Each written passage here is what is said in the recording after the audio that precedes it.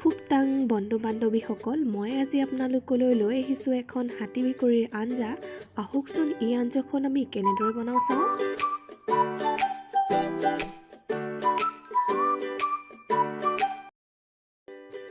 এইজোপাই হয় হাতী ভেকুৰীৰ গছ।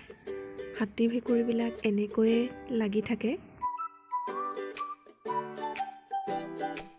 এনেকৈ মই হাতী ভেকুৰীবিলাক ধুই এটা পাত্ৰত লৈ লৈছোঁ।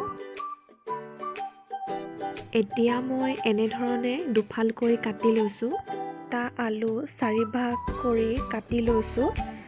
এনেধৰণে মই কাটি লৈছোঁ। এটা পিঁয়াজ লৈছোঁ।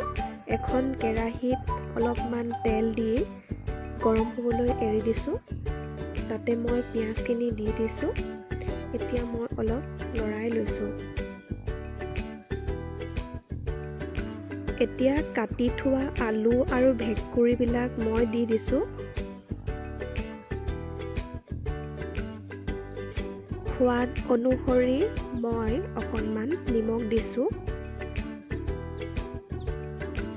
হালধি অকণমান দিছোঁ আৰু শুকান জলকীয়া 4টামান দি দিছোঁ।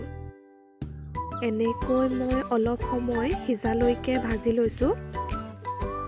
আঞ্জাখন খাব পৰা হৈ গৈছে। আপোনালোকে পঁইতা ভাতৰ লগত এনেদৰে খাই চাবচোন আৰু মোক জনাব কেনেকুৱা লাগিলে।